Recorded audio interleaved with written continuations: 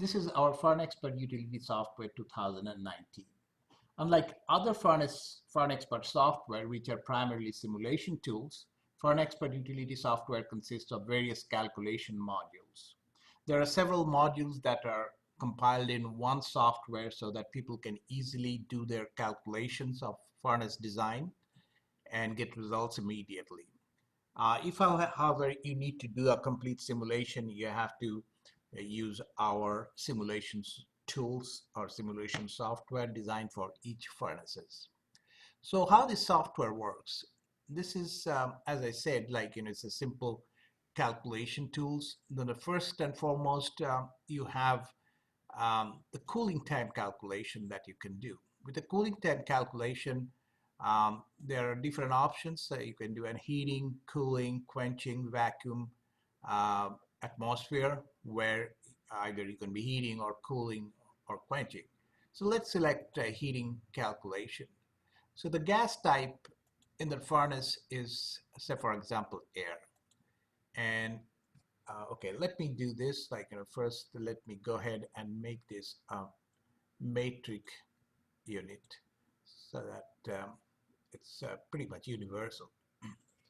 So anyway, we have selected heating. Gas type is air. Gas velocity, let's put 3 meters per second. Furnace temperature, say 1200. Initial part temperature 30. Final part temperature, say 1115.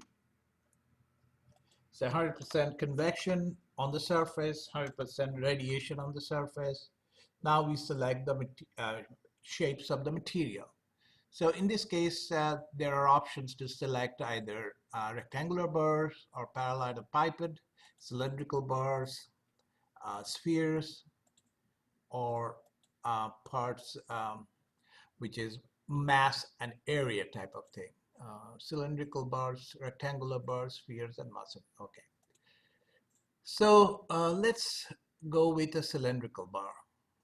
The material, let's go ahead and select carbon steel, and the emissivity value is automatically taken from the database, but if the user want to change the emissivity value, they can do that.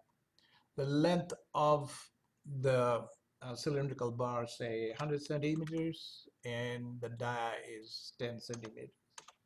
That's all. With that, you do a calculation, and it tells you immediately that the heating time to heat the material from ambient to 1150 in a furnace at temperature of 1200 is 19.5 minutes. So in essence, if you want to change some of the parameters, say for example, instead of 10 centimeter dia, if it is 15 centimeter dia, if you go ahead and do that, immediately the heating time goes up to 28.8 minutes. So if you see, there is a pencil icon right there. If you click on the pencil icon, this will take the value to your rest of the other calculations. So let's go ahead and do a refractory heat calculation. So here you can do pretty much a refractory heat loss calculation and heat storage calculation for a furnace, whether it is a batch or a continuous furnace. You can select number of layers, and then let's say we have number 2 layers of refractories. Wall orientation, say for example, it is wall, it's vertical walls.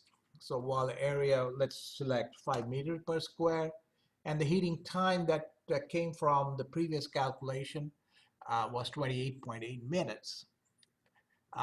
Then we have to select the material of the refractories. So we'll go ahead and select APW green and say B and WK30. Say we select 5 centimeters for one and 6 centimeters for another. So we'll have to go ahead and put the hot phase temperature. Let's do it 1200, which is the furnace temperature, and hot side gas, we'll say it's hot air in this case.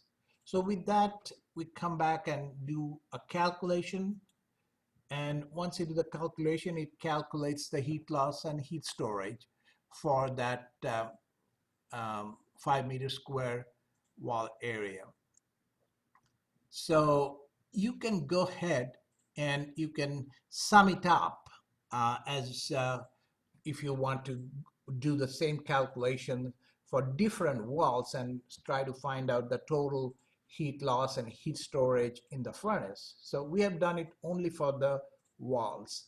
If we have to do the thing for the roof and the door as well as the back and the hearth, we have to do a same calculation back again with a different set of parameters. So in any case, like, just to give you an example, this is only for one particular surface, and we do a summation of that. So immediately it fills up this value, and if you notice, like, one surface has been checked. So right now, let's be like that, and we will again click on the pencils, so that will immediately take the results to the further calculations that we'll be doing in the future or later on. So after that, we will go back to go to the process heat calculation. This is where you can do the heat load to heat the material from ambient to whatever temperature you are heating to. So if you notice, like, this heating time is pretty much taken from our first calculation. Here we will select, say, for example, carbon steel, and say we are heating 100 kg of material. Initial temperature is 30, and the final temperature, say, 1150. That's all. With that calculation, we can do a calculate, and it automatically gives you the heating rate as well as the ramp up rate. You can take this result directly to our further calculation. So I will just click this one. So here we are doing the batch furnace calculation. Similarly, you can do a continuous furnace calculation. So in the continuous furnace calculation, like, if you notice, like, there is no heating time because it is continuous furnace, and all you have to provide is mass rate, which is kg per hour, the rate at which the material is being fed to the furnace, and then the initial temperature and the final temperature. And if you notice, like, there is no such thing as ramp up rate because it's pretty much a constant ramp up because it goes at one temperature and comes at the final temperature. So anyway, we'll go to that batch furnace calculation for this particular case, and we have already used the results for further calculations. So similarly, you can do further calculation for fixtures, trays, and baskets. Also, you can do calculation for melting of materials. You can do it for heating of air, gas, and vapor. So that's primarily our process heat calculation. So after that, we go to the heat loss calculation. And the heat loss calculations, like, any heat losses in the furnaces are accounted for. So for example, you have got atmosphere heating, water cooling, um, roll loss, and opening loss. Say for example, you want to do an atmosphere heating. Say for example, you're putting in, say, hydrogen, for example, and you have got 100 meters per hour, and initial temperature is ambient, final temperature is 1150.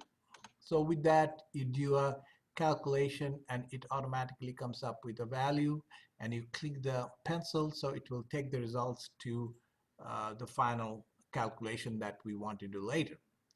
So after that, we can also work with the opening loss. The opening loss is any opening in the furnace that we want to account for. There are round, squares, rectangular, and long slots. So similarly, we can fill up all the values right here and do a similar type of calculation and export the results to the future calculation that we'll be doing.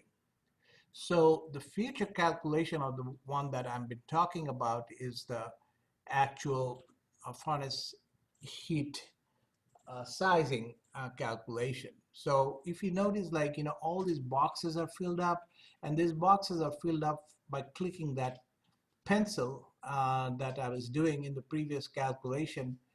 And this is all the individual component of heat, like, heat storage to the refractory, heat loss of the refractory, atmosphere heat, and then load heat. So these are all being filled up, and now we have to either select electric type of heating or gas type of heating or oil heating. So this gas and oil is combustion type of heating, and then the other option is electric. So let's do with the combustion type of heating. So with combustion type, say if you select gas, like, there is a list of gas that are combustion gas that can be used, natural gas, coke oven gas, and things like that. Let's use natural gas. And combustion air temperature, we'll say 100 degrees C, excess air, so 10%, and fuel temperature is ambient 30 degrees C. And then you have to provide the furnace temperature. Let's do that. It's 1150 or 1200, whatever it is. Let's work with 1150.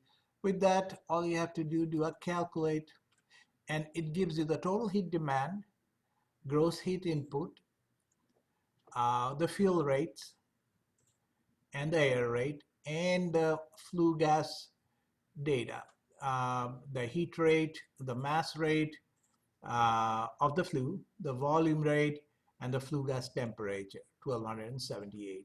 So that gives you the complete combustion analysis of a combustion furnace. If you want to do an electrical type of a furnace, you just click that, and then you have to provide whether it's a single phase or three-phase system, and the voltage, say it's line voltage, we'll select 440, and so the furnace efficiency is 80%.